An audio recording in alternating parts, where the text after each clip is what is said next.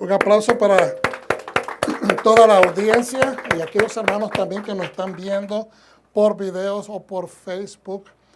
Bendito sea el Eterno en este día de Shabbat. Todos los días el Eterno es bendito, pero en este día nosotros nos regocijamos de estar en su presencia.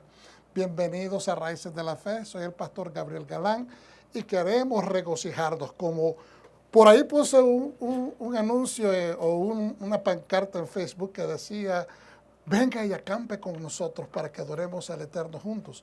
Y es la verdad, es lindo acampar en Shabbat, todos juntos y regocijarnos en su adoración, en las oraciones, en la liturgia, en los cantos, en la prédica, en la enseñanza.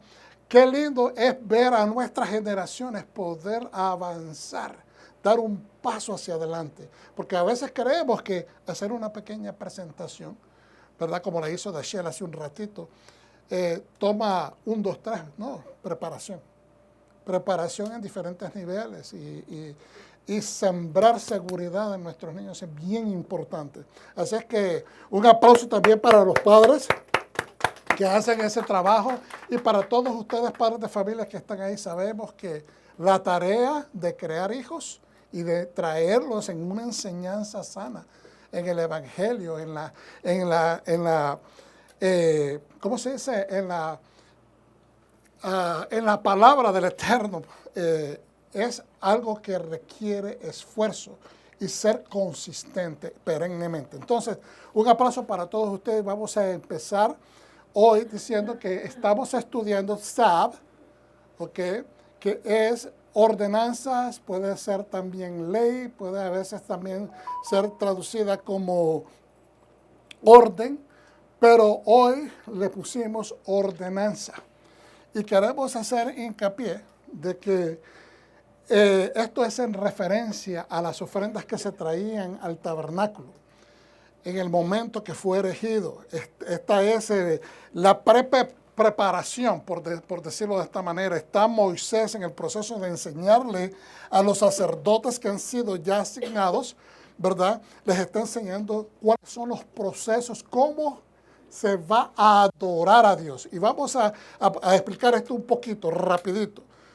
Las ofrendas es una forma de adoración a Dios. Es un tributo al rey. Entonces, cuando se le trae un tributo al rey en el ámbito de los seres humanos, le estás honrando, le estás haciendo un elogio, lo estás realzando, lo estás exaltando, diciéndole: usted se merece que yo le traiga esto. Entonces, hay una serie de diferentes ofrendas.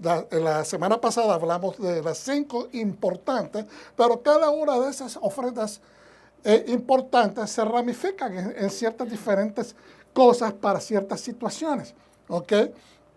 Y un ejemplo que podemos decir, una ofrenda de paz puede ser una ofrenda que se ofrece a Hashem porque, ¿verdad? Yo quiero, me he sentido alejado del Señor, pero quiero sentirme que hay una paz entre Dios y el creyente. Otra es cuando hay 2 personas en la comunidad que han tenido riña y quieren como testimonio ante el Eterno hacer las paces. Está también dentro de esas mismas ofrendas está la de agradecimiento. Y entonces en otras ofrendas, ¿verdad?, está la de agradecimiento, que es por diferentes situaciones. Entonces es importante entenderlas todas. Hoy nos vamos a concentrar en ciertos aspectos de las ofrendas. No vamos a entrar muy de lleno, pero que empecemos a sumergirnos poco a poco en este mundo de las ofrendas y entender qué fue lo que Yeshua, Jesucristo, nuestro Mesías, ha cumplido. ¿Qué es lo que hizo Él? Entonces, cada año vamos aprendiendo un paso más, una grada más subiendo o una grada más profundizándonos en el entendimiento. La Torá, en Levítico 6:1 al 8:36, es el segmento que se estudia en la Torá referente a esta porción. En los profetas Malaquías 3:4, 24, del 3:4 al 24, del Pacto Renovado, Mateos 9:13 al 25. Hay algunas otras escrituras que hemos incluido. Entonces, para esta presentación yo he utilizado He consultado algunos, no todos los libros, ¿verdad? Pero en algunas cosas consulté ciertas cosas. También tomé información, ¿verdad? De Teshuvah y Catedral de la Fe, pero más que todo como aspectos que dan apoyo a lo que se va a decir. Pero en base a esto tenemos The Gateway to Torah, el corazón de la Torah, también aspectos de Antiguo Testamento en referencia al aspecto cultural y también algo de la Mishnah. No sé si voy a lograr tener el tiempo suficiente para entrar en todo lo que se ha preparado, pero vamos a hacer esfuerzo.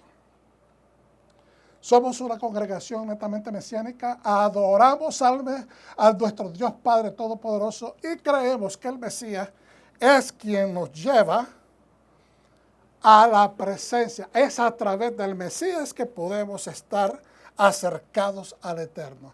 Adoramos a Yahweh, nuestro Padre Celestial. Y por eso todos decimos Baruch Hashem. Amén. Entonces, una sinopsis de la Parashat Sab dice lo siguiente.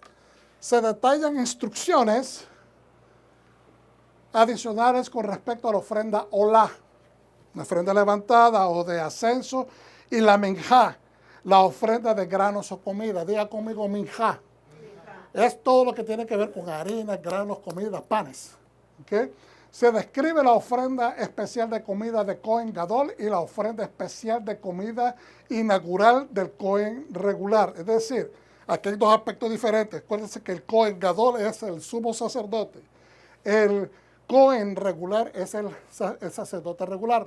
No tiene una asignación de ser un Cohen Gadol, porque los sumos sacerdotes en ese momento solo son los descendientes de Aarón. ¿Okay? Entonces se describe la ofrenda especial de la comida del Cohen Gadol y la ofrenda especial de comida inaugural del Cohen regular.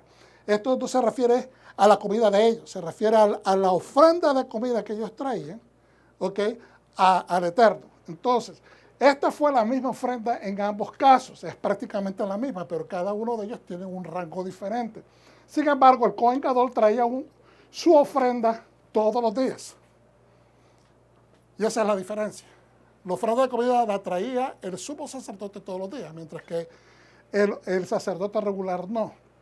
Mientras que el Cohen regular lo hizo o lo hacía solo el día de su inauguración o consagración al servicio del Mishkan, que viene siendo la tienda de reunión, y después eventualmente el Beit HaMikdash, que es el templo. Se detallan leyes adicionales de la ofrenda por el pecado y la ofrenda por la culpa. Las leyes adicionales de la ofrenda de paz se detallan junto con las partes de la ofrenda que deben compartirse con el Cohen. Vamos a repetir eso. Las leyes adicionales de la ofrenda de paz. Cuando se traían ofrendas, ¿se acuerda cuando hizo las paces Jacob y Labán, su suegro, que lo venía persiguiendo? Que se sentaron, hicieron una pila de rocas, ¿verdad? Se sentaron, partieron el pan con toda su gente, con todos los varones que los acompañaban, como testigos de que ellos hicieron una paz, de que Labán nunca más los iba a perseguir y que todo ya estaba en paz, y comieron. Pues de la misma manera, cuando se trae una ofrenda al Eterno, hay una parte que se consume en el fuego y una parte que la agarra para el Cohen, es una parte que la agarra la persona que trae, el ofrendante, también come. ¿Por qué? Porque es una comida de paz, es una comida para traer la paz. Y entonces Dios la recibe y también sirve de testigo. El Cohen Gadol también es testigo de que estas dos personas, y en el caso que son dos personas que han tenido conflicto, están viniendo a paz. Entonces, esa ofrenda de paz, en este caso que la trae, estamos hablando del Cohen Gadol, el sumo sacerdote. Dice, las leyes adicionales de la ofrenda de paz se detallan junto con las partes de la ofrenda que deben compartirse con el Cohen. El resto de la parashá describe los primeros. ¿Qué es lo que dice? En referencia de algunas de las ofrendas que nos acaba de compartir Tashel en el resumen que él hizo, de que algunas de las ofrendas que traía el Cohen, en referencia a las carnes, se tenía que consumir. ni él podía comer de eso. ¿Ok? Son ciertas ofrendas. El resto de la parashá describe los primeros 7 días del proceso inaugural de Aarón y sus 4 hijos. Están siendo ordenados, por decirlo de esa manera, como los sacerdotes que van a oficiar y llevar a cabo la función de enaltecer a Hashem. Porque ellos son los que hacen, ellos son los que manipulan los animales, manipulan la sangre, son los que tienen el cargo de hacer todas las tareas y a través de ellos es el pueblo también el que está adorando al Eterno. ¿Ok?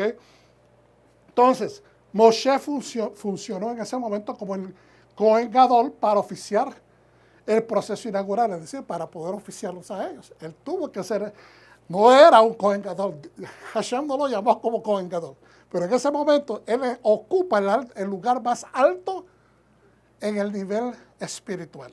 Él es el que ha estado en presencia del Eterno.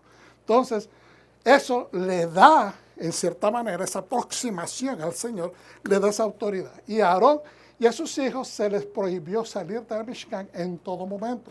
Por esos días, 7 días, de ahí en adelante están secuestrados. Hasta después que pasa la porción de Shimini, que es la próxima semana, es que ellos pueden ya tener acceso a salir. Entonces, vamos a comenzar en decir la siguiente escritura direccional.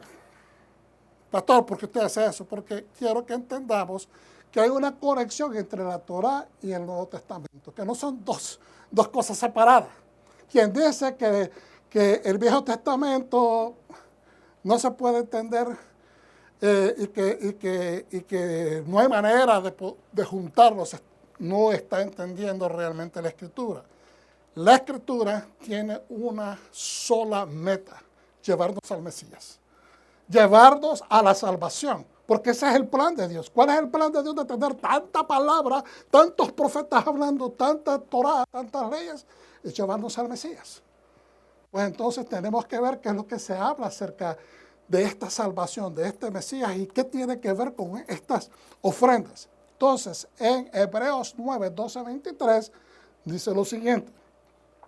Pero Cristo, Mashiach, habiendo ofrecido una vez para siempre un solo sacrificio, está resaltado, un solo sacrificio por los pecados, se ha sentado a la diestra de Dios. Él no está diciendo en ningún momento en la Escritura que Él abolió todos los sacrificios. No está diciendo de que ese sacrificio está aboliendo todos los otros sacrificios. Lo que está diciendo es que con un solo sacrificio por los pecados, hay una ofrenda específicamente que se llama la ofrenda del hatat, que es para el pecado, para la falta. ¿Okay? Se ha sentado a la diestra. Uno solo se refiere a que ya, ¿verdad? En el hecho de que lo hizo, no se necesitan hacer tantos repetidamente a cada rato, sino de que Él, siendo el sumo sacerdote en el cielo, vino y ofrece en sí mismo, un solo sacrificio para el pecado. Y se sentó a la diestra de Dios. Es decir, cuando dice se sentó a la diestra de Dios, tenemos que entender que Él ha cumplido. Lo que quiere decir, eso, su misión, completó toda la misión y después se sentó a la diestra de su Padre. ¿Okay? De ahí en adelante esperando hasta que sus enemigos sean puestos por estrado de sus pies. Eso es lo que hace un rey cuando se sienta. Sus súbditos, su ejército, sus elementos, ¿verdad? Son los que van y conquistan las otras naciones. Muy pocas veces los reyes iban a pelear. Habían en ciertas situaciones que ellos directamente estaban involucrados en una guerra. Pero la mayor parte del tiempo ellos siempre estaban en la retaguardia y su ejército iba hacia adelante. Porque con una sola ofrenda hizo perfectos, con una sola. Porque con una sola ofrenda hizo perfectos para siempre a los santificados apartados. ¿Quiénes son esos? Aquellos que procuran hacer la voluntad de Dios. ¿Y quiénes son los que procuran hacer la voluntad de Dios? Los que piensan, quiero hacerlo. Los que desean con todo su corazón, porque Dios sabe cómo soy, que yo soy sincero, esas son las personas que cumplen con el requisito de ser llamados santos o apartados o santificados y apartados. No, son los que siguen el patrón de las instrucciones, porque son las instrucciones en la aplicación, en poner por actividad las instrucciones, es que nos apartamos, porque las acciones son las evidencias que estás haciendo el esfuerzo. Yo no he dicho en ningún momento que las obras te dan la salvación. Porque la salvación es ¿cómo? ¿Cómo es la salvación? ¿Cuesta dinero o es gratis? ¿La salvación es qué? Gratis. ¿Y de dónde viene la salvación? Del Padre, de Dios. Dios lo otorga gratuitamente. Nos purificamos en nuestras actividades. Nos separamos, nos santificamos obedeciendo el mandamiento. Entonces, vuelvo y repito el verso 14, porque con una sola ofrenda hizo perfectos para siempre a los santificados apartados, los que procuran estar en la presencia del Eterno. ¿Significa eso que en nuestros pensamientos ya no van a entrar tentaciones, que no vamos a cometer errores? No. Significa que procuramos estar siempre haciendo la voluntad de Dios. Y nos atestigua lo mismo el Espíritu Santo, porque después de haber dicho, este es el pacto que haré con ellos después de aquellos días, dice el Señor. Pondré mis leyes.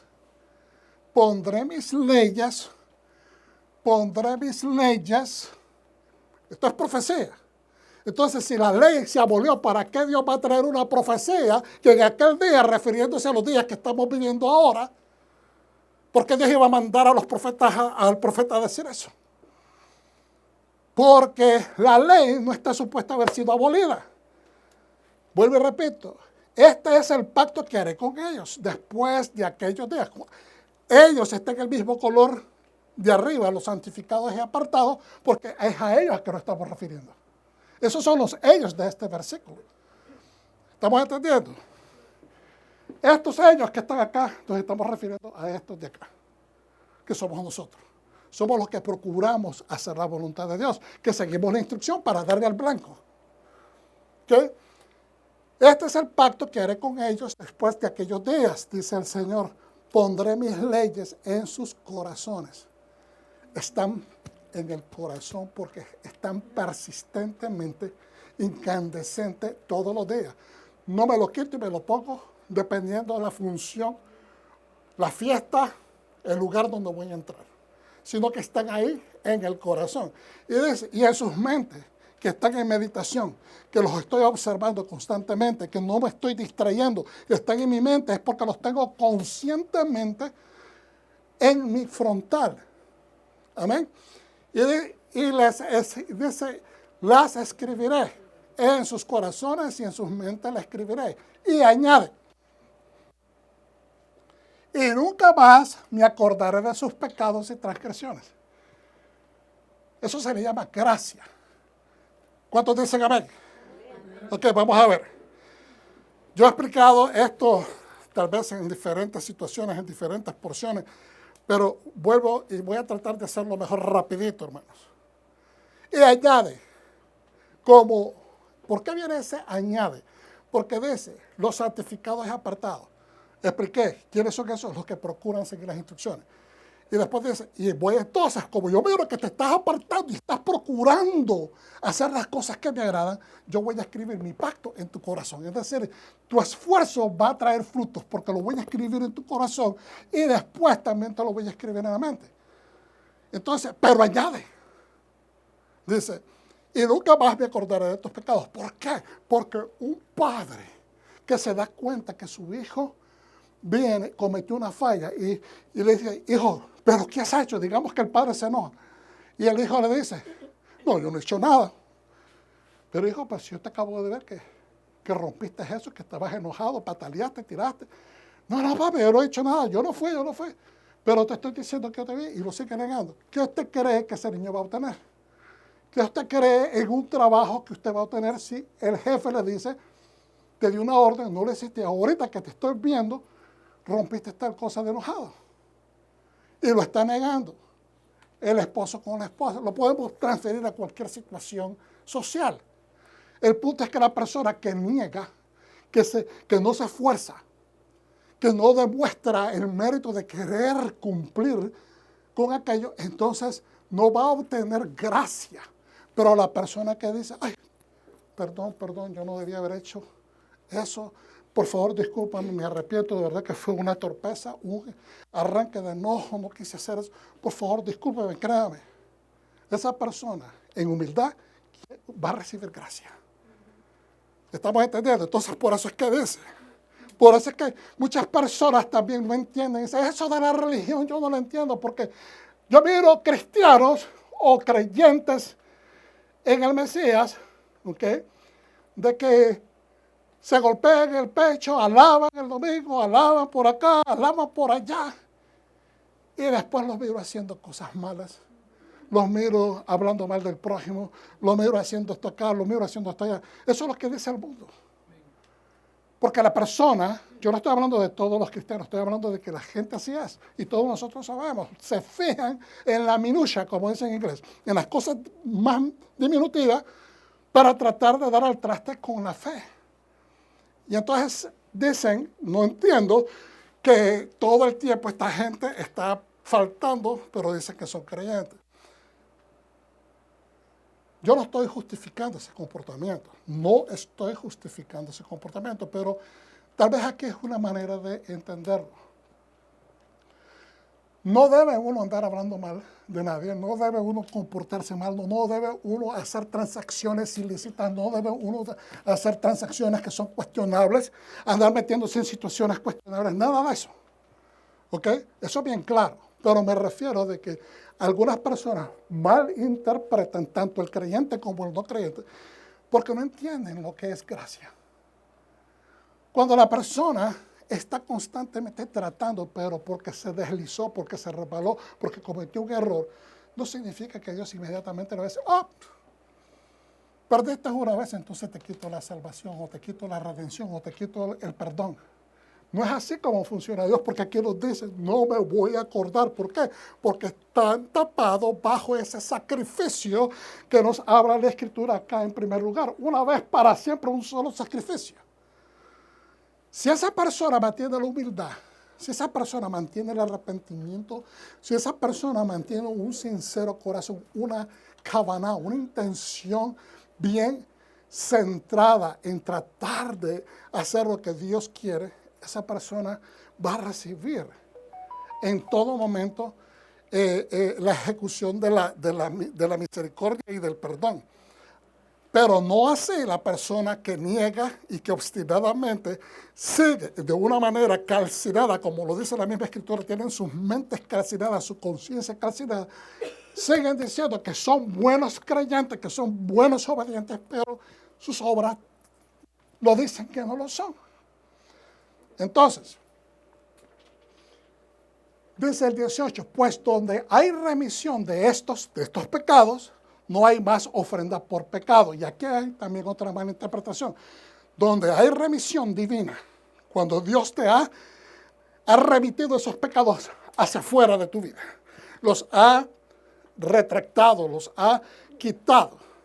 No hay más ofrenda por el pecado, porque solamente, mire, nosotros explicamos, la falta, el pecado, la obstinada actitud de no obedecer a Dios, ir en contra de Él todo el tiempo, no tenía perdón. Ese pecado no tenía perdón porque es el pecado de rebeldía. El pecado de rebeldía no es perdonable en las Escrituras. El Maal, estar obsesionadamente mezclado en el pecado, decir, no me importa, yo sé que Dios dice esto, pero voy a hacer esto porque esto es lo que me conviene ahora, o este es mi deseo, o este es mi delirio, o esto es mi adicción, lo que sea, y lo hago. Se convierte, entonces ahí donde se le calcina, como dice la Escritura, la mente de la persona y la conciencia. Se le ha quemado. No hace caso al llamado, hace oído omiso. Entonces, no había, pero Yeshua es el que introduce su sacrificio, no solamente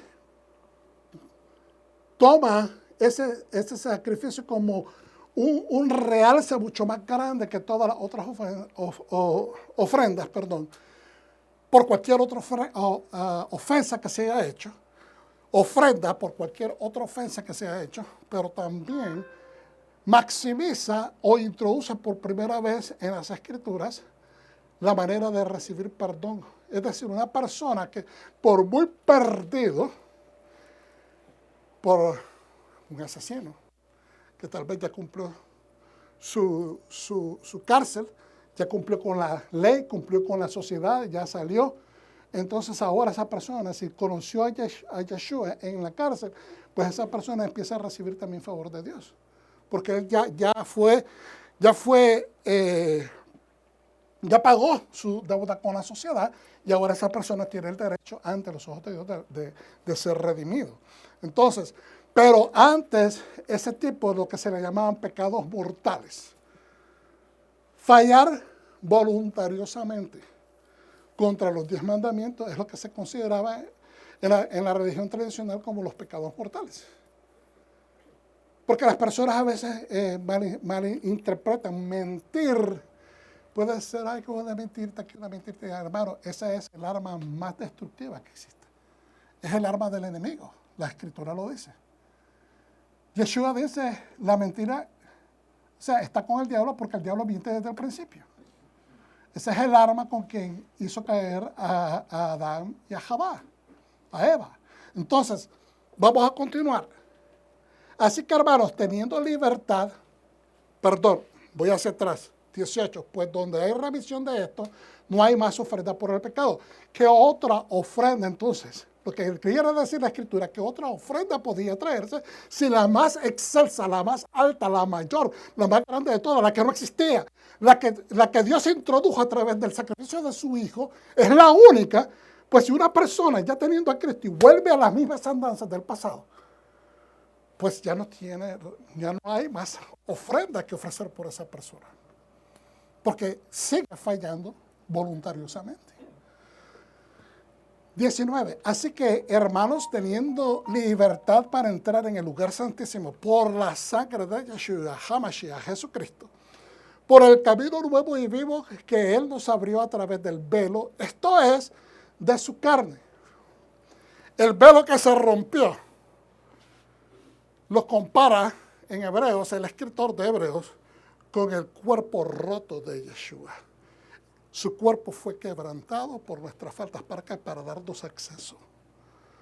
Entonces está comparando cuando Dios rompe el velo de la entrada del edificio del templo, que da inmediatamente al lugar santo, pues lo que está diciendo es que a través de Yeshua, que es el sumo sacerdote, tenemos un acceso a poder alabar a Dios. Como dije la semana pasada, poder recibir la luz o los beneficios de los 7 espíritus del Eterno y también recibir la provisión del Eterno. Eso es lo que hace Yeshua por Israel, pero los de las naciones no teníamos ese acceso para nada.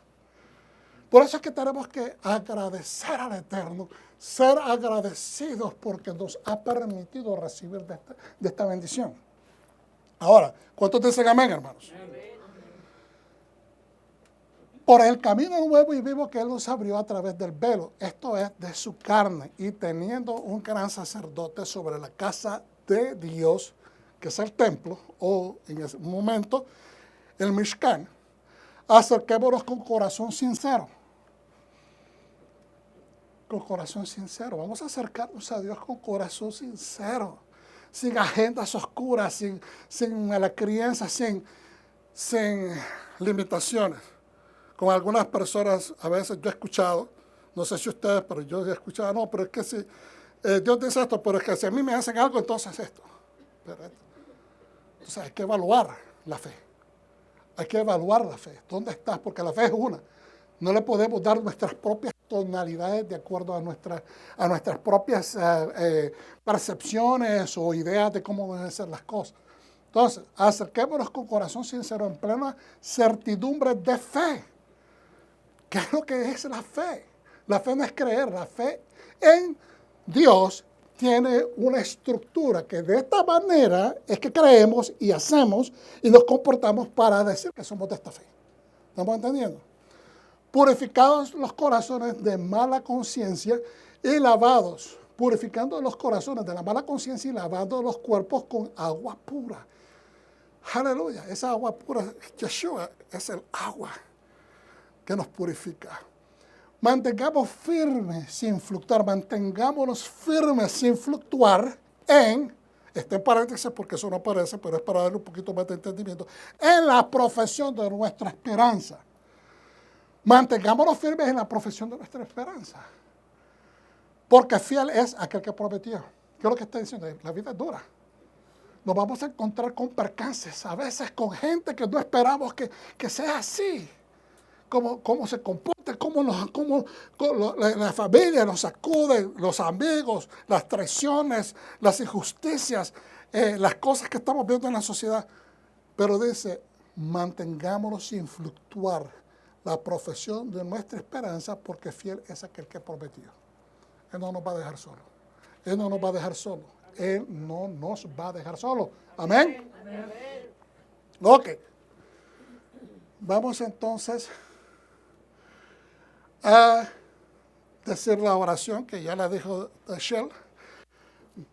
Baruch et Adonai HaMevorach, Baruch Adonai HaMevorach leolam vaed, Baruch ata Adonai Eloheinu melech haolam, asher bahar banu mikol ha'amim venadar lanu et tochato, Baruch ata Adonai noten hatorah. Amén. Entonces, Levítico 6.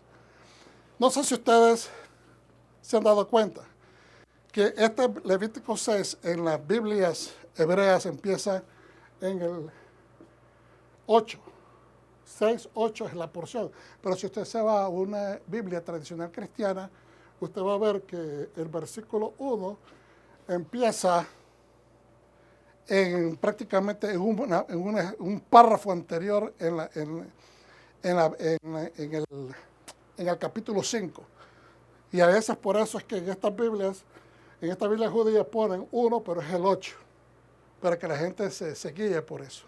Que no es que están confundidos o que hay una mala impresión en la Biblia, pero por eso ponen eso. Que Adonai le dijo a Moshe, dale esta ordenanza a Aarón y a sus hijos. Esta es la ley para el holocausto, es lo que sube en su leña sobre el altar toda la noche hasta la mañana, así se mantendrá encendido el fuego del altar. Así se mantendrá el fuego encendido en el altar. Nuestra ofrenda de sacrificio personal, como nos dice en 1 Corintios capítulo 3, ¿verdad? Creo que es el apóstol cuando habla que somos el Espíritu Santo, ¿verdad? Esta ofrenda, que somos el templo del Espíritu Santo, esta ofrenda, hermanos, nuestra, el sacrificio de retenernos, contenernos, de tomar dominio sobre nuestras personas, tomar dominio sobre las situaciones en la vida que nos traen dificultades, que nos sacan de control, que nos quitan la paz. Pero tratar de mantener es un sacrificio. Dale esta ordenanza a Aarón y sus hijos. Esta es la ley para los holocaustos. Es lo que sube en su leña, es lo que se va a poner sobre la leña, sobre el altar toda la noche, hasta la mañana. Así que dice, mantendrá encendido el fuego del altar. En otras palabras, no es que la ofrenda va a estar toda la noche en el altar. Se podría dar a mala interpretación porque, como está escrito, lo que está diciendo es que ponga la leña y se mantenga toda la noche, porque en la mañana tiene que estar prendido ese altar, el fuego encendido, para que sea eficaz cuando se pongan las ofrendas. Cuando el fuego haya consumido el holocausto sobre el altar, el Cohen o el sacerdote, habiéndose puesto su vestidura de lino y cubierto con sus calzoncillos de lino, quitará la ceniza y las pondrá junto al altar. ¿Usted alguna vez se ha preguntado por qué la Torah tiene que hacer esa especificación? Tiene su túnica de lino encima. Tiene que tapar la parte interior del sacerdote, pero hace hincapié que el hombre tiene que ponerse los calzoncillos de lino también. Su ropa interior de lino. Y eso tiene, ¿verdad?, muchas muchas personas que he escuchado predicar, pero lo más cercano es que Dios quiere que seamos blancos por fuera y por dentro. Le recuerda al Cohen que sus acciones externas tienen que ser conectadas con sus pensamientos, su kavaná, su intención interna. Es decir, habla de la pureza externa como de la pureza moral. Por eso es que el calzoncillo se hace el hincapié que tiene que tenerlo, porque habla de su interior como servidor de Dios. Habiéndose puesto su vestidura de lino y cubierto con sus calzoncillos de lino, quitará las cenizas y las pondrá junto al altar. El año pasado yo mencioné de que las cenizas toman algo importante. Primero, porque son la evidencia de que hubo un sacrificio. Y segundo, porque nos habla también de una manera, como dijéramos, de una manera espiritual, que lo que nuestros ancestros han hecho en referencia a mantener la fe. En mantener la fe, las cenizas están representando que no las debemos desechar simplemente por desecharlas porque son cenizas, sino que tienen una función, que nos recordemos de lo que han pasado nuestras generaciones, lo que el pueblo de Dios ha sufrido para que nosotros ahora estemos degustando, recibiendo y comiendo de todo el conocimiento que estamos recibiendo. Hay cenizas detrás de nosotros. Diga conmigo, hay cenizas detrás nuestras. Porque de otra manera nos olvidamos.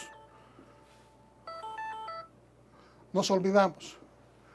Entonces, dice, luego se quitará esas prendas y se pondrán otras antes de llevar las cenizas fuera del campamento a un lugar limpio. Nuevamente, porque es importancia. Se tiene que limpiar, ponerse ropas limpias para después ir a sacar las cenizas a ponerlas en un lugar limpio. No es a la basura. Acuérdense. Las cenizas son evidencias que hubo un sacrificio y toda ofrenda en el fuego es santa.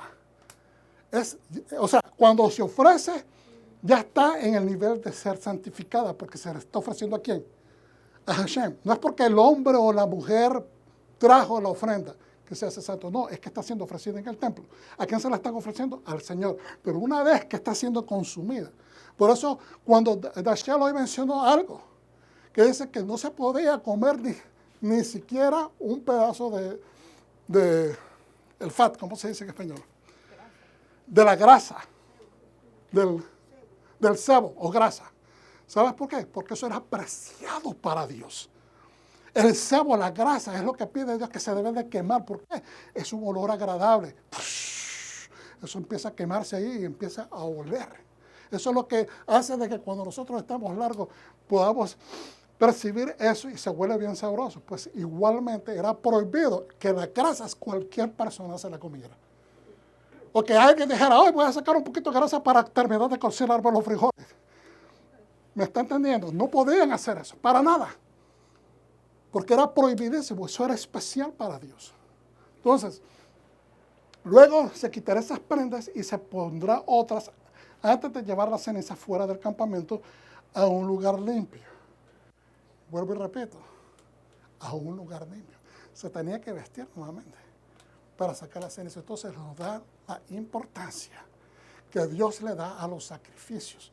Cuanto más el sacrificio de Yeshua HaMashiach, que muchas veces quiere ser desechado, quiere ser mal visto por mucha gente que no cree, que no le da el valor que merece.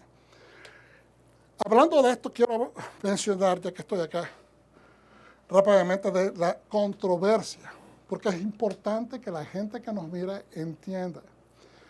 Hay una controversia actualmente en Israel, donde se ha levantado, ¿verdad?,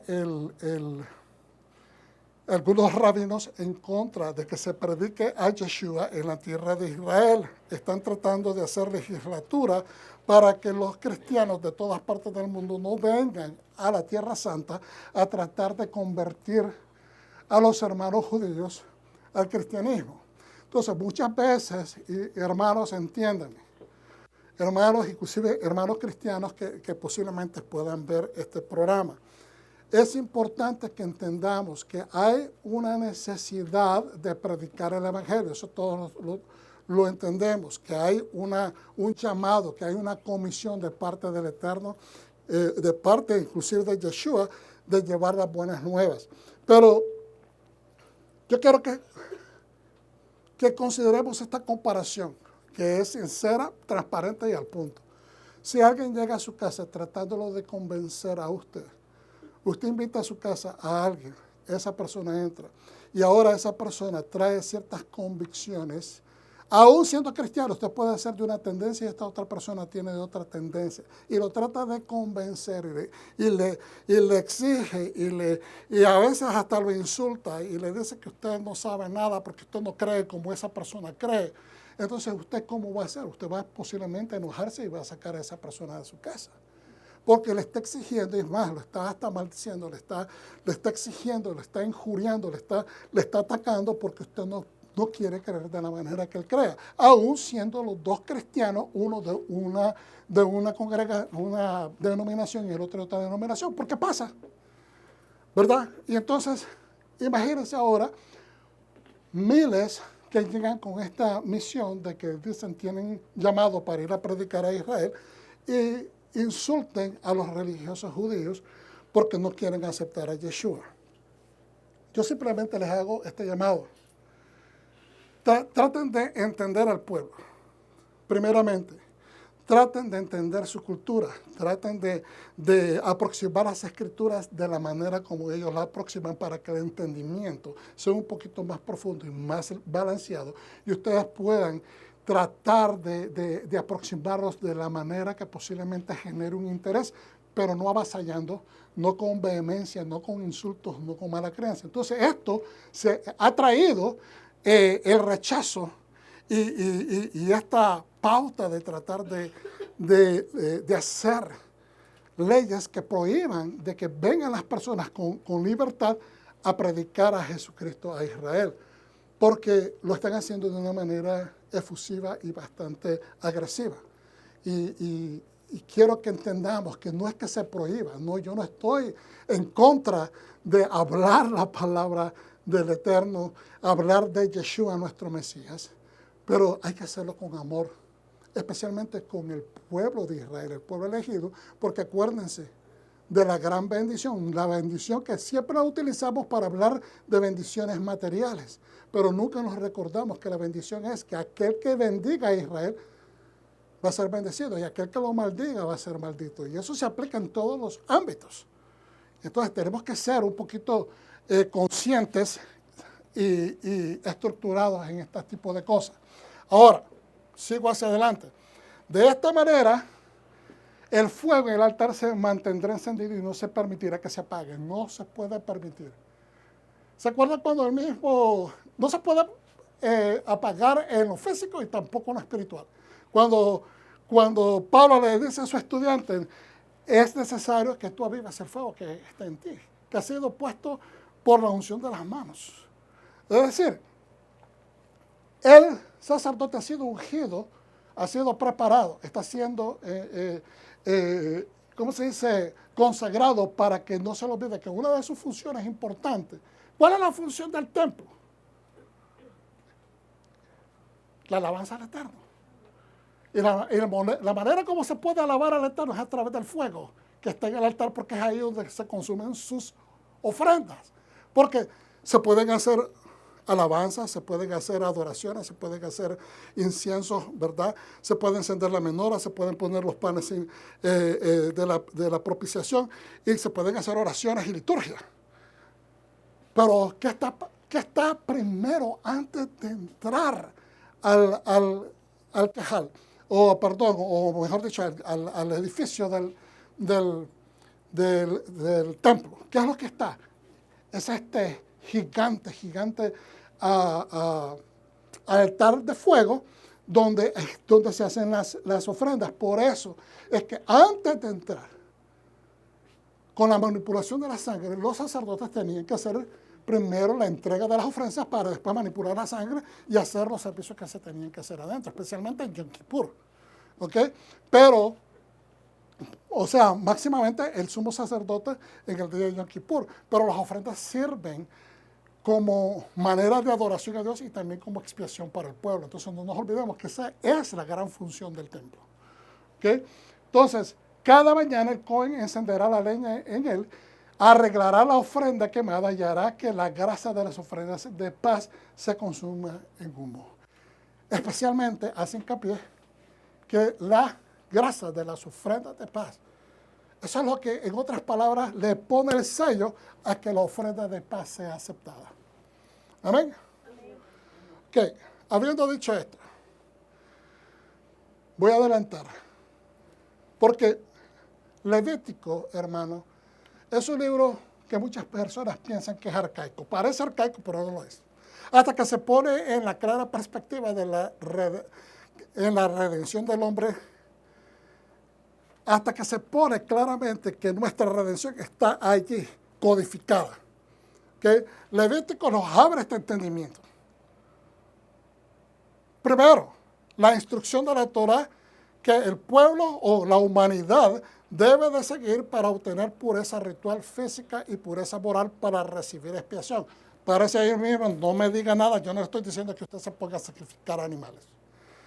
Aquí no estamos en una clase de cómo regresar a sacrificar animales. Estamos en un estudio de cómo se hacían las cosas en el momento que el Mishkan o la tienda de reunión está siendo erigida y que las funciones de los sacerdotes están siendo establecidas por medio de Moshe con la instrucción de parte de Dios a su hermano Aarón y a los hijos de Aarón. ¿Okay? Entonces, entendamos que en ese momento la instrucción, que es la Torá, en el libro de Levítico, le sirve al pueblo, que es la humanidad también en el mundo, porque a través, dijimos la semana pasada, a través de los sacrificios que hacía el pueblo de Israel, todas las naciones de la tierra recibían también misericordia.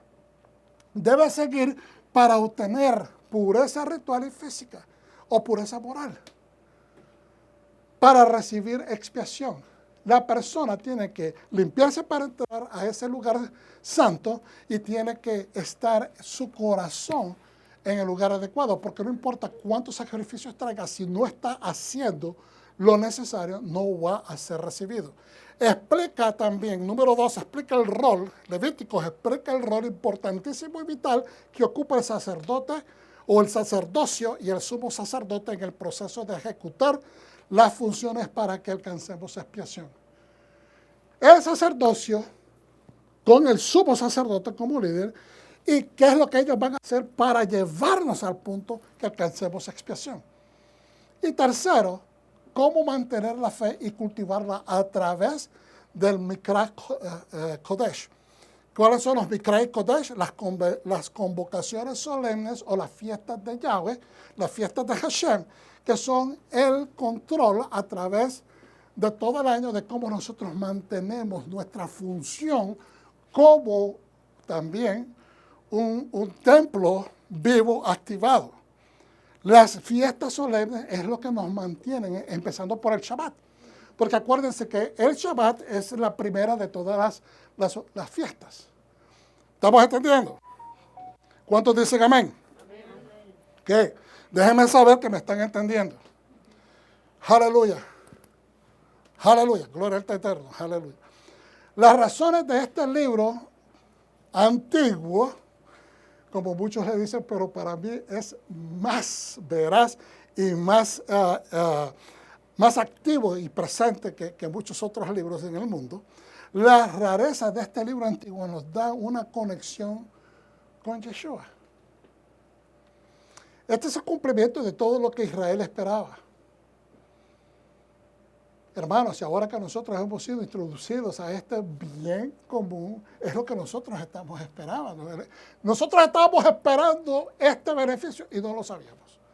Pero de repente se le ocurre al Señor traer una injerción de todas las naciones al plan de redención de Israel y nos incluye a nosotros. Baruch Hashem. ¿No es esto lo mismo que en nuestras vidas? ¿No es acaso, dice, esto lo tomé de este varón, creo que es las puertas de la Torah? ¿No es esto lo mismo en nuestras vidas?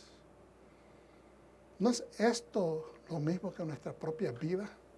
Recibir la vida, la promesa de la vida eterna, ¿no es eso en sí la vida, hermanos? Al principio parece no tener conexión a Dios y sus obras, pero en una segunda mirada vemos que son una base para la esperanza. Las ofrendas son una base para la esperanza, aunque hoy no decidí poner nada de que va a degollar, que va la sangre, nada para darle un realce diferente. Porque algunas personas inmediatamente que escuchan esta dinámica como que se apagan. Y lo que yo quiero es que entendamos que cada ofrenda es importante y que cumple un propósito, así como Yeshua cumplió cada uno de esos propósitos en su caminar.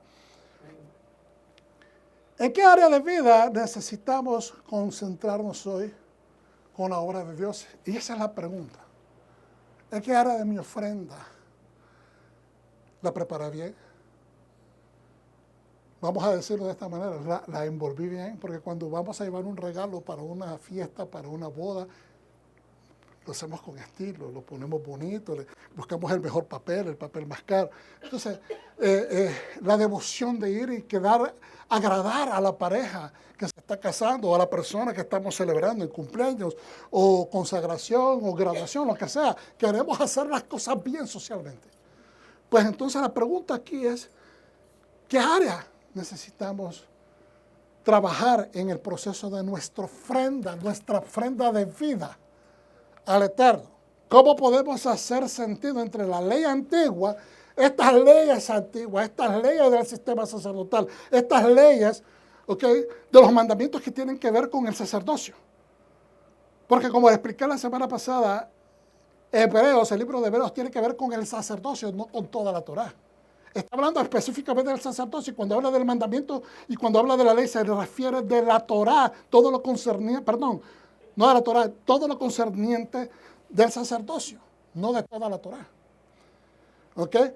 Y cuando se refiere al pacto, no se refiere a todo el pacto de la Torá con la nación de Israel, sino está hablando del pacto que es con Aarón, que es el pacto que Dios le otorgó de que de su casa iban a ser los que iban a salir los sacerdotes, y que él iba a ser el director de la orquesta, por decirlo de esa manera, dentro del Mishkan. ¿Cómo podemos hacer sentido entre la ley antigua, la profecía y la vida de Yeshua para impactar nuestra vida? Y eso es lo que estamos tratando de estudiar, tratando de hacer sentido cada año. La expiación, voy a leer un poquito, ¿okay? Me gusta hacerlo interactivo, pero necesito leer para avanzar. La expiación es de cierta manera sublime porque implica perdón, redención y remisión. Cuando decimos la expiación, creemos que todo está ahí. Es perfecto. La expiación es el proceso de cómo recibimos perdón y al mismo tiempo redención. Porque cuando Dios nos perdona, automáticamente tenemos acceso a recibir redención. Y una vez que usted recibe redención, eso, ¿verdad?, quiere decir que sus pecados ya no les van a ser contados.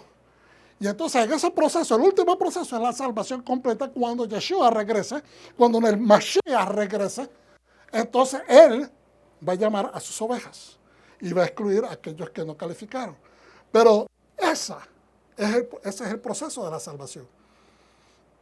Es atractiva también. La expiación es atractiva. Y muchas dicen, ¿cómo que es atractivo matar animales? Bueno, de este punto de vista es atractiva porque todos tenemos un cierto vacío interno. Hermanos, todos nosotros tenemos un cierto vacío interno. Y usted sabe, cuando usted ha experimentado la presencia de Dios en su vida, usted sabe que ese vacío, el único que lo llena es el Eterno. El único que lo llena es Mashiach. Usted puede estar triste, usted puede estar adolorido, usted puede estar con problemas, pero en el momento que la presencia del Eterno usted la siente, usted sabe que se llena su espíritu, hasta el punto de hacerlo sentir llorar, pero llorar de regocijo de sentir esa presencia. Todos tenemos un cierto vacío interno que solo puede ser lleno con la presencia divina. ¿Cuántos dicen amén? Y para poder tener proximidad con el Eterno, hay que preparar la naturaleza humana. Para que nosotros podamos tener esa experiencia, hay que reparar, mejor dicho, la naturaleza humana. La relación que fue rota entre Adán, que es la humanidad, y Dios. Y esta es la manera como se reparaba. Esta es la manera como... Y la gente dice, es que eso es imperfecto, eso no funcionó. Hermano, vuelvo y repito, y se lo voy a seguir repitiendo. Si usted dice que lo que Dios nos dio como alternativa no sirve, fue imperfecto, usted le está diciendo a su Dios que es un imperfecto. Usted le está diciendo a Dios que no sirve. Usted le está diciendo a Dios que se equivocó. Entonces no puede ser Dios. ¿Estamos entendiendo? Amén.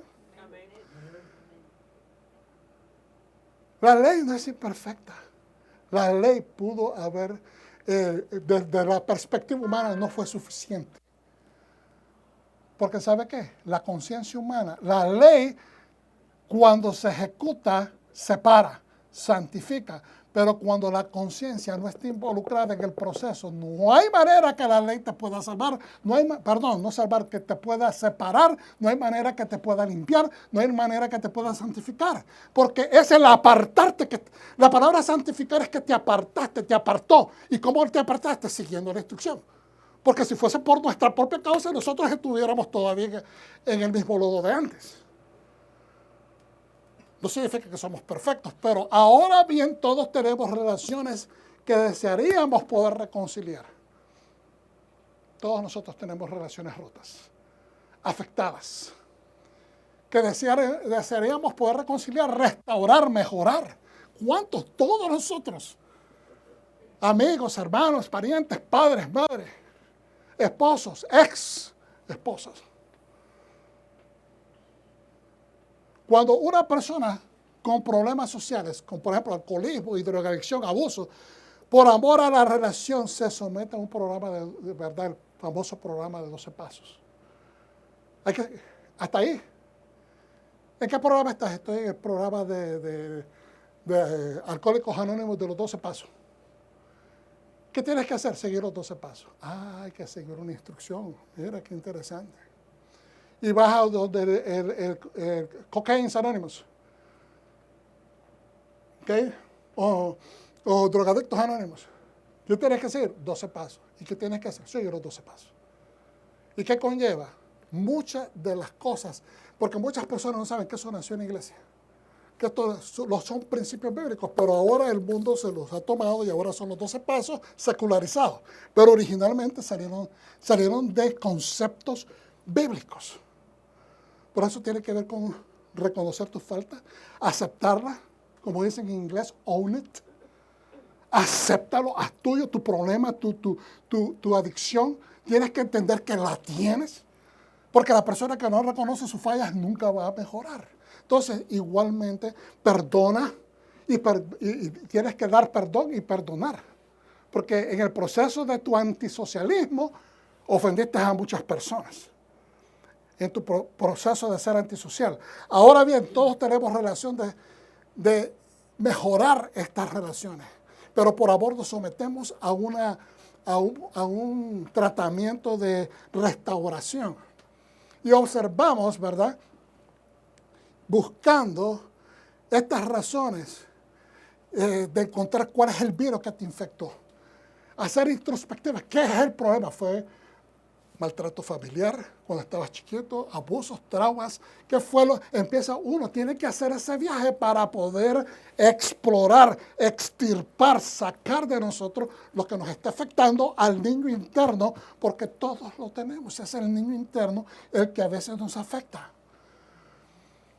Entonces, tenemos que hacer eso, depurar todas esas cosas del pasado.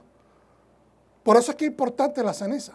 Porque la ceniza nos lleva a explorar de dónde venimos, para dónde vamos. No podemos negar el pasado, está ahí. No importa que fuera pecaminoso, no importa, tenemos que testificar de dónde es que Dios nos ha sacado. Entonces, de esa manera, podemos renovar ahora nuevas relaciones, porque entonces salimos a la transparencia de tu personalidad, a ser transparente, a ser verdadero, a ser una persona recta, a ser que ya no hay más cosas que se están tapando. Tapujos, escondites, cosas que tengo que callar, cosas que tengo que esconder. Con Dios todo es diferente. Y quiero aclarar, no estoy hablando de que la gente se tenga que dar cuenta de tus cosas privadas. ¿Okay? No estoy hablando de eso. No quiero ser malinterpretado. Estamos hablando que cuando se refiere a restaurar tu vida, es sacar todas aquellas cosas que han servido de piedra de tropiezo. Porque mientras esa piedra de tropiezo está ahí, no puedes dar el paso adelante y sigue afectando las relaciones, aún las nuevas que sigas esculpiendo. Con Dios todo es diferente. Con Dios es todo diferente. Cuando Yeshua llega a nuestra vida, nos introduce a un Dios de misericordia, de amor, de paz, de justicia, de bondad, de un temperamento mucho más calmado de aquel Dios intempestivos que nos enseñaron a temer. El hombre tiene conciencia de que no podemos arreglar las cosas con nuestro Creador porque necesitamos que alguien nos diga algo. Es una relación. Entonces, ¿cómo le puedo dar gusto a Dios? Señor, ¿cómo yo puedo asegurarme y sentir en mi vida de que yo te voy a dar gusto a ti, Padre alabado? ¿Cómo yo? Sigue mi Torah. Sigue mi Torah. Sigue mi instrucción. Sigue mi ley, mis estatutos. Síguela. Tú quieres saber cómo es mi corazón, quieres saber cuál es mi mente, quieres saber qué es lo que yo pienso de ti, quieres saber lo que yo deseo ver en ti, pues sigue mi Torah. Porque de esa manera, entonces, Señor, así puedo. Entonces, porque el hombre psicológicamente, mentalmente, o en razón, necesita entender que lo que está haciendo sirve un propósito. Y el propósito nada más se puede saber cuando mires el resultado, la reacción de la otra persona. ¿Estamos entendiendo? Cuando miramos la reacción de que el pacto se cumpla como Dios dice, de que Él nos promete que si seguimos sus estatutos se va a hacer, pues entonces quiere decir que nosotros estamos siguiendo las cosas a pie de la letra y por eso Dios nos está bendiciendo. Es la única manera, es una interacción. Tú obedeces y yo voy a cumplirte. Entonces, con Dios todo es diferente. El hombre tiene conciencia de que no podemos, hermano. Si el hombre pudiera, ya el mundo estuviera arreglado. Pero los que traen la paz al mundo, la paz de Dios, son las personas creyentes, son los únicos que hacen esfuerzo de buscar la presencia de Dios en la tierra. En síntesis, es tener la satisfacción que hemos logrado hacer un mínimo. ¿Cuál es el mínimo? Saber de que Dios dice, haga esto. No mientas, yo no voy a mentir.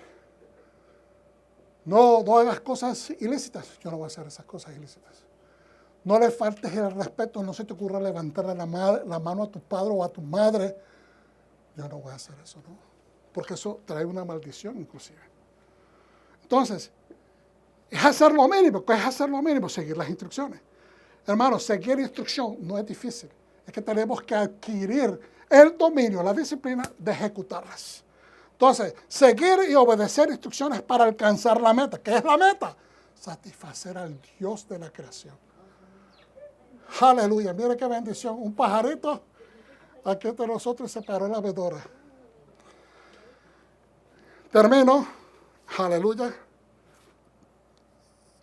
Al mismo tiempo, la Biblia en Efesios capítulo 8, 2, 10 nos dice, mire, ya estoy por terminar. Porque por gracia sois salvos por medio de la fe. Y esto no de vosotros, hermano. Pues es don de Dios. No por obras para que nadie se gloríe. Hermano, no podemos hacer nada más ni nada menos.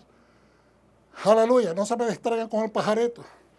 Déjalo que le dé gloria a Dios en la casa, en este show. ¿Okay? No por obras para que nadie se gloríe. Porque somos hechura suya, creados en Mashiach, Yeshua, para buenas obras, las cuales Dios preparó de antemano para que anduviésemos en ellas. Hermano, cuando usted ha creído en Mashiach, usted pasa a ser una nueva criatura, pero acuérdese que fuimos creados desde el principio en Mashiach, porque fue a la imagen de su Hijo que Él estableció, la imagen del hombre, porque nada de lo que fue hecho, dice la Escritura, fue hecho sin Él o afuera de Él. Ok, el hombre por su capacidad no puede hacer nada para su redención. Aleluya. Romanos 8:13 dice lo siguiente. Voy a repetir esto porque estaba medio distraído. Veamos, atención aquí, hermano. El hombre por su propia capacidad no puede hacer nada por su redención. Amén. Muchos creen que sí. Usted se asustaría de ver cómo muchas personas Especialmente hoy en las redes sociales hay mucha gente que cree que ellos pueden vencer al mundo, solo sin Dios. Romanos 8:13 dice lo siguiente, porque si vivís conforme a la carne, moriréis, mas si por el Espíritu hacéis morir las obras de la carne, viviréis. Dice ahora en Hebreos 9:14. ¿Cuánto más la sangre de Cristo, el cual por el Espíritu Eterno se ofreció a sí mismo sin mancha a Dios, limpiará vuestras conciencias de las obras de muerte para que sirváis al Dios divino? Entonces, el hombre quiere, pero no tiene la capacidad. ¿Ok? El Dios quiere, pero no tiene la capacidad. Pero después dice en Hebreo de que es en Yeshua y que el Espíritu Santo es el que da testificación de que podemos darle muerte a las obras de muerte. Entonces, mire lo que me encontré yo. ¿Y qué son las obras de muerte? Porque, hermano, a mí me enseñaron que las obras de muerte era querer hacer cosas buenas en la iglesia. Yo no sé si a ustedes les enseñaron diferente, pero a mí me enseñaban de que si yo trataba de hacer, o sea, agradar, limpiar, hacer, los pastores creían que yo lo estaba haciendo en la carne. Entonces me decían de que tratar de hacer mucho era una obra de muerte porque estaba queriendo agradar al hombre. No, yo estaba tratando de ser de servicio. Estaba tratando de ser de servicio. Pero se estaban interpretando de que yo lo estaba haciendo porque quería agradar al hombre. Entonces, depende de la percepción de la persona. Entonces, fíjense, que son las obras de muerte. Dice, para que comprendamos qué es una obra, según el Nuevo Testamento podemos analizar el concepto de obras muertas. Según el comentario de la Santa Biblia de Clark, las obras muertas son aquellas obras que merecen la muerte. Aquellas obras que merecen la muerte. Las obras de quienes estaban muertos en transgresiones y pecados. Entonces, las obras muertas son las obras del pecado. Son las obras del pecado. Las obras que están muertas son las obras que están en pecado, que son todas las acciones que van contrarias a la voluntad de Dios. ¿Ok? Según la sentencia de la ley, según de acuerdo a lo que la ley nos especifica. Esto es bueno y esto es malo. Pues esto malo son las acciones de muerte, son las obras de muerte. Pues sus obras habían quebrantado la ley. Eso es una explicación al punto. Entonces, me dijo que tengo 5 minutos. Mira, estoy enviando mi mensajero, dice en Malaquías 3:4 en adelante, para despejar el camino delante de mí, y el Señor a quien buscáis vendrá de repente a su templo. Si el mensajero del pacto es quien tanto te deleitas, mirar, ahí viene, dice Adonai. Ustedes quieren a Mesías que venga, ya viene pronto, dice el Señor en Malaquías. Mesías viene pronto, pero fíjense bien lo que dice inmediatamente. Les está dando el confort de que lo que están esperando va a llegar, pero al mismo tiempo los está redarguyendo. ¿Por qué? Por lo siguiente. Pero, ¿quién podrá soportar el día en que Él venga? Ustedes quieren que venga Mashiach. Pero entonces, lo que nos trae, si queremos que Mashiach venga, tenemos que chequearnos cómo estamos nosotros por dentro. ¿En qué nivel estamos en obediencia? ¿En qué nivel estamos en fervor? ¿En qué nivel? Hermano, y no estoy hablando de religiosidad. Estoy hablando de estar verdaderamente haciendo lo que Dios dice que hagamos.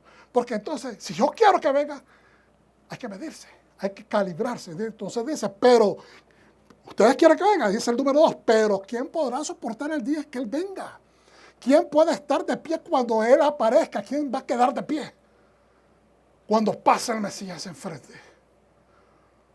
Porque Él será como fuego purificador, como la lejía de fabricante de jabón. Es decir, va a lavar todo lo que esté impuro. Se sentará probando y purificando la plata. Va a ver quienes han tenido misericordia. La plata, misericordia, perdón. Purificará a los hijos de Leví, a los sacerdotes. Dice, refinándolos como el oro, los va a traer a convicción. ¿Qué es lo que hacía Yeshua cuando se encontraba con la hipocresía religiosa? Inmediatamente. No era así con los pecadores, porque sabía que el pecador estaba mal, los levantaba, pero a los que sabían y que eran hipócritas, es ahí donde Él iba y los refinaba con sus palabras. Y la plata para que puedan traer ofrendas a Adonai rectamente. Es decir, los sacerdocios el sacerdocio cuando Yeshua vino, eran los que no cumplían con todo lo que ellos le exigían al pueblo, no estaban cumpliendo, especialmente en las ofrendas y los diezmos. Entonces será grata a Hashem la ofrenda de Judá. Entonces, una vez que el sacerdocio se enderece, entonces las ofrendas del pueblo van a ser aceptadas. Porque si el sacerdocio está mal, ahí mismo en Malaquías lo dice, hasta las bendiciones que ellos lancen se van a convertir en maldiciones, porque están mal. El pueblo no recibe lo que necesita recibir porque el sacerdocio está mal. Entonces dice, entonces será grata a Hashem la ofrenda de Judá y de Jerusalén como en los días pasados, como en los años antiguos.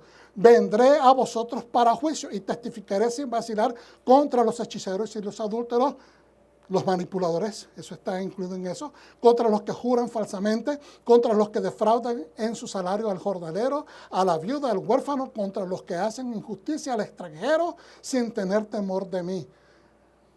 Hashem Sebaot, el Señor de los ejércitos.